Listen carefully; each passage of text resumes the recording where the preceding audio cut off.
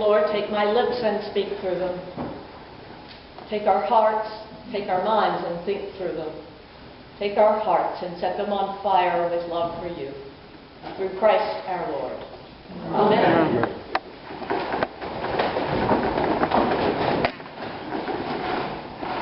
It's been 32 years since the celebration of Martin Luther King's birthday became our 10th national holiday.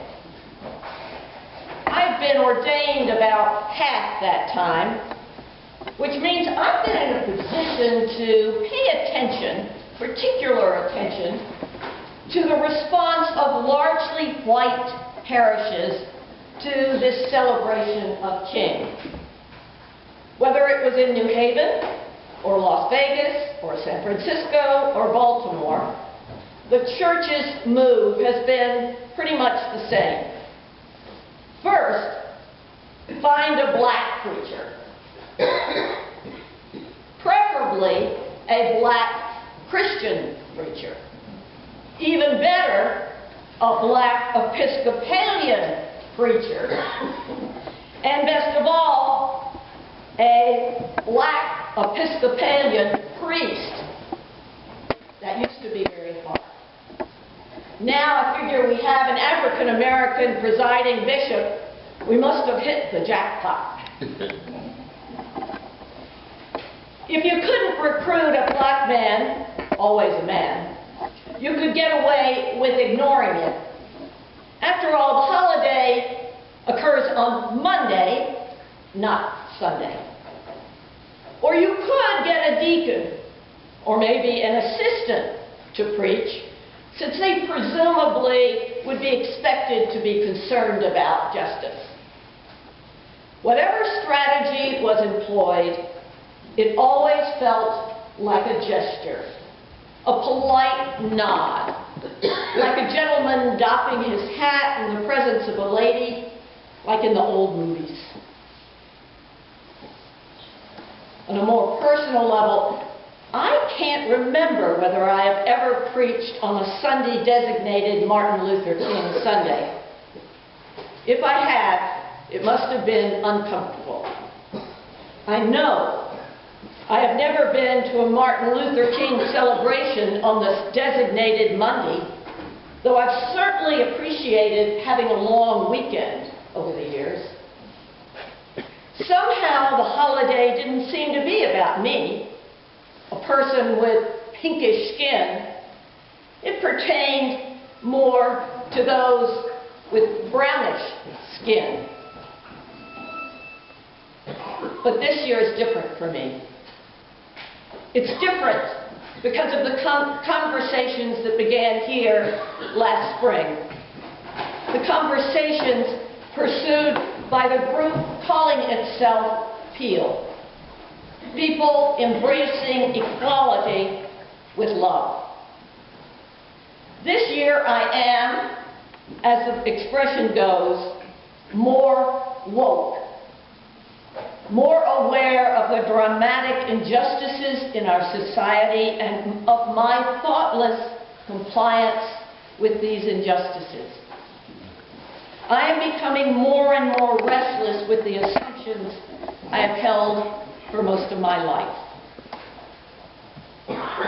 Now, as the inequality that still prevails in this nation has taken on a loud neon hue for me, I recognize as never before the courage and the contribution of Dr. King. He is not a black hero. He is a Christian with a capital C. His ministry was short, though it lasted longer than his Lord's, 12 years instead of 3. But his impact on all our lives is manifold. Dr. King did love. But I say to you, love your enemies, do good to those who hate you, bless those who curse you, pray for those who abuse you. That's Jesus.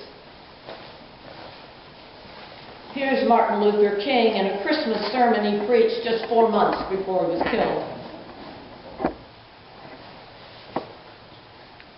I'm happy Jesus didn't say, like your enemies, because that's hard.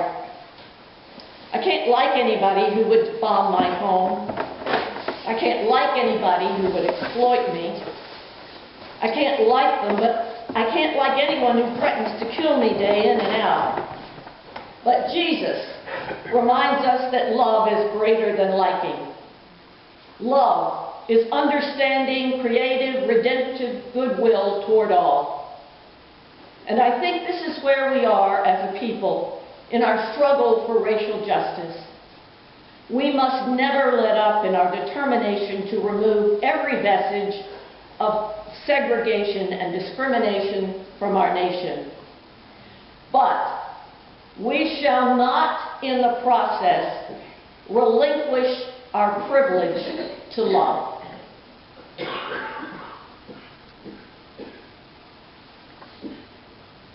King did love. And like his master, he encountered the cross.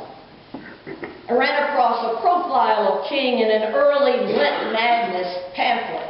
It reads like this, the last paragraph. He was vilified from every side. White clergymen told him Jesus had nothing to do with civil rights.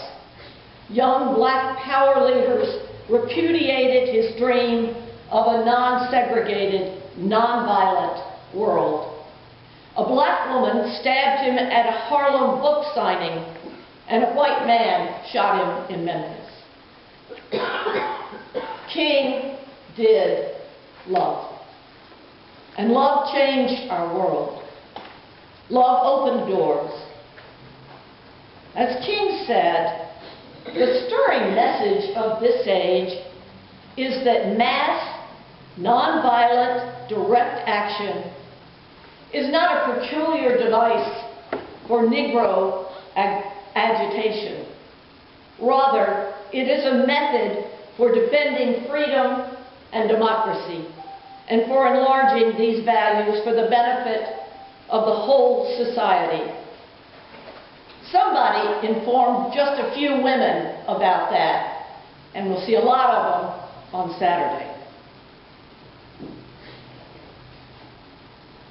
Those blessings of freedom rippled far beyond the black victims of our American caste system.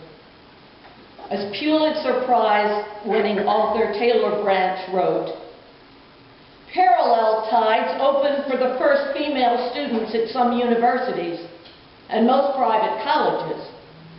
In 1972, civil rights agitation over doctrines of equal souls produced the first public ordination of a female rabbi in the United States, and the Episcopal Church that soon introduced female clergy members in spite of schismatic revolts to preserve religious authority for men. The Gospels not only informed Dr. King's nonviolent stance against what St. Paul calls the spiritual forces of evil in this country, he also spoke to the international issues of the day and lamented the church's silence. To the religious leaders, he said, "Have you forgotten that my ministry is in obedience to the one who loved his enemies so fully that he died for them? What then can I say to the Viet Cong or to Castro or to Mao? Can I threaten them with death? Or must I not share my life with them?" King, acting in the 20th century, puts skin on the words St. Paul wrote in the 1st century. Put on the whole armor of God, that you might be able to stand against the authorities, against the cosmic powers of this present darkness, against the spiritual forces of evil in the heavenly places. What does the armor of God look like? Does it clink? What does it feel like? I suspect it doesn't look all that impressive. After all, David wore, certainly, the whole armor of God as he approached Goliath, and the giant laughed. What does it feel like? Well, I can't tell you, because I've never tried on the whole outfit. But from the bits and pieces I have donned a couple of times, I would say that my quaking knees straightened on their own, and that I found myself standing, and my mouth opened, and something came out that sounded something like the gospel. And in those few and far between moments, did the cosmic powers of darkness collapse before me, and the spiritual forces of evil wave a white flag? Of course not. Any more than they did before the far more faithful and courageous Dr. King. His efforts led to the passing of the Civil Rights Act and the Voting Rights Act. But the evil and the darkness of racism still exist and flourish in what our national anthem calls the land of the free. We still have work to do. Therefore, my friends, take up the whole armor of God, that belt of truth and breastplate of righteousness, that shield of faith, the helmet of salvation, and yes, even the sword of the Spirit. That get-up may not guarantee old age any more than it did for Jesus, or Paul, or Martin. But it will save our lives, and it will enable us to change the world by facing into the very real powers of darkness, which diminish and separate the multicolored children of God.